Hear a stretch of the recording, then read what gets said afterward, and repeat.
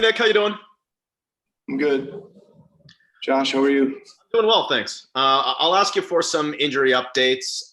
Do you know if you'll have Gary available tonight? And we just got word that Kyle's questionable. Any update on him? Gary's out. Kyle is game time decision. And then I also want lower back stiffness or soreness or something, so he's going to check it out. And I also wanted to ask you about Chris. I know he's back in Tampa rehabbing, but do you have any indication on whether he's made progress? And do you think you'll have him back before the end of the season? I do. He has made progress. I do believe so. I can't guarantee that, though, but I do believe so. If you want me to, what's the word? Speculate. Conjecture, speculate. Great. Thanks, Nick. Good luck tonight. Thanks, Josh. We'll head to Michael Grange with Sportsnet.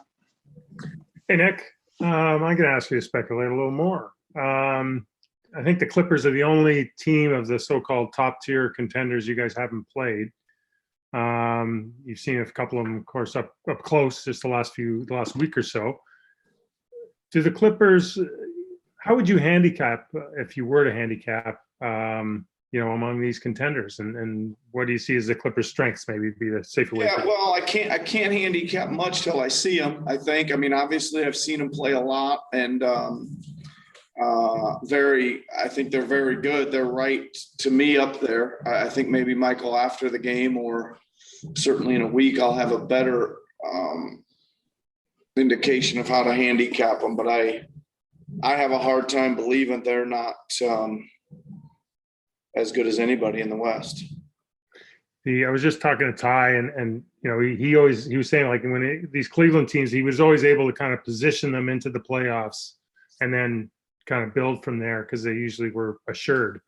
Whereas he said this time, they've just with injuries and stuff, he's had a really hard time kind of getting a rhythm from that group. What's the key for a coach in that kind of situation? We only got about 2 weeks left, and he ought to be pretty happy right now. I don't see an injury on their whole list, and that's in this era right now. That's remarkable. Like, everybody it plays got multiple impact players out. So he's got a couple weeks here with them, so he should enjoy that ride. Sounds good. Thank you, Nick. Yeah. We'll go to Doug Smith, Toronto Star. Good evening, Nick. How are you? Good, Doug. What's happening? Not much at all. Hey, a couple weeks ago, we asked you about the play-in format, and you weren't sure whether you liked it or didn't like it. Have you given any more thought to it in general in the last 10 or 12 days? All of us in the 8, 9, 10, 11, 12, 13 spot think it's an awesome idea, Doug. And the people in the 6, 7, 7, they don't think too much of it, as I see around the league. And that's understandable, right? I think it's I think for the teams at the bottom half, you got to be thinking, geez, let's get in there somehow. Let's get healthy. Let's find some rhythm. I'd say most of those teams would say they've been out without key players. They've had COVID issues. They've had all kinds of stuff.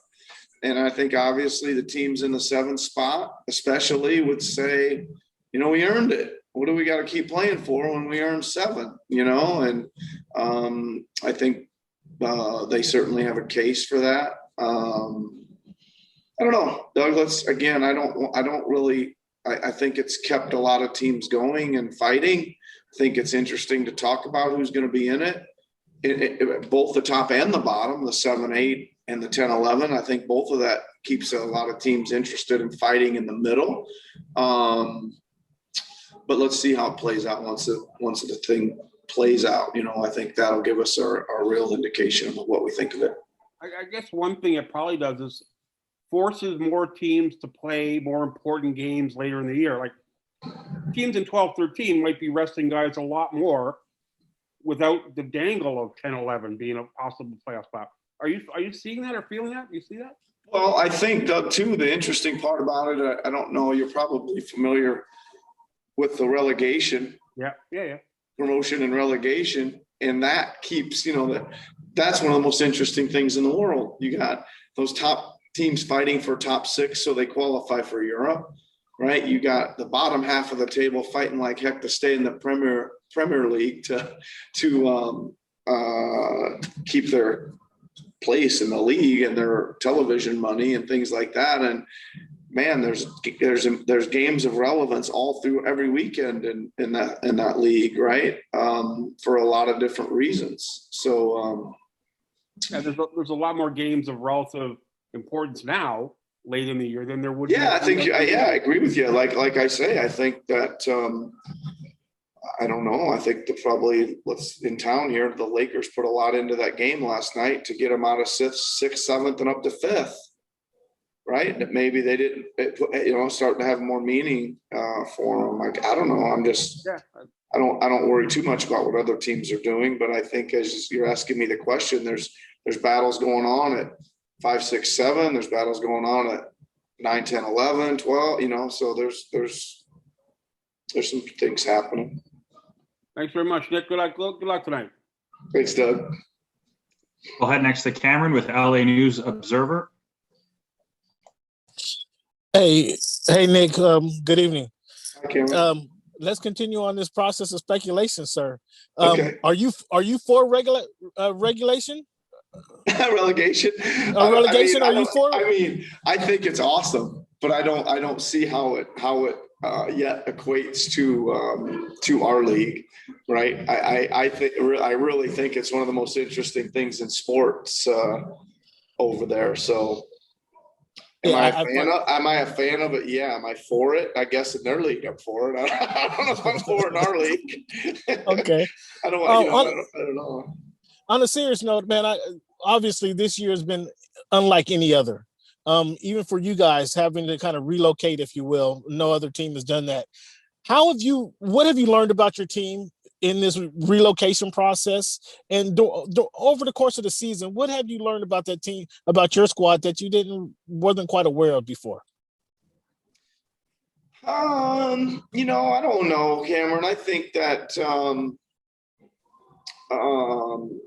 it's probably still a little early to draw any super conclusions. I mean, you guys don't follow us, like close, but we've had pretty much I don't call them hurdles. I call them cement walls put up in front of us. And just when we break through one, another one gets put up. It seems like we could never really see daylight or run for daylight this year. And at times it got frustrating. And then, at some point, like I've told our beat guys that are on here every day that I'm enjoying this last month. At some point it got to a point of we had to start enjoying going to practice and enjoying playing the games and growing some of these younger players and seeing what some of these other, there's been every scenario and every lineup. And tonight we're going to start our 37th or 36th different starting lineup tonight of the year in a shortened season. So, you learn, what do you learn? You learn that no matter how bad it gets, and it got pretty bad. I mean, we had a lot, half our team and 80% of our coaching staff out with COVID. And I don't think anybody got hit as hard as we did. And we didn't get a break. And they gave us like 24 hours. And then we started playing games again. They were just like, coach with whoever's left and play with whoever's left. And we had to kind of do it. And it wasn't very pleasant. I think we were in 4th place when this happened. Right. And we just won a whole bunch of games and we were just trending way upward against really good teams. So we got kind of knocked in the teeth pretty hard. So what have I learned? I don't know. I guess no matter how hard you get knocked in the teeth, at some point you got to continue to get back up. And then you got to kind of do this with a somewhat of a smile on your face. Nobody wants to go to work with angry all the time. I don't, I want to go and enjoy teaching and enjoy coaching and enjoy competing. And you just got to keep doing it. Good luck tonight, Coach. Thanks. You're welcome. We'll head next to Lawrence with The Athletic. Hi, Nick. It's good to meet you on Zoom. Hi, Lawrence. So last time you saw Kawhi Leonard, y'all were in Toronto and he was getting a ring. So that sounds bizarre, considering that was this particular year and a half ago. And I just want to know from you, like, how have you been able to keep up with Kawhi, either on the floor, or, you know, the relationship that y'all had based off the year that you spent together?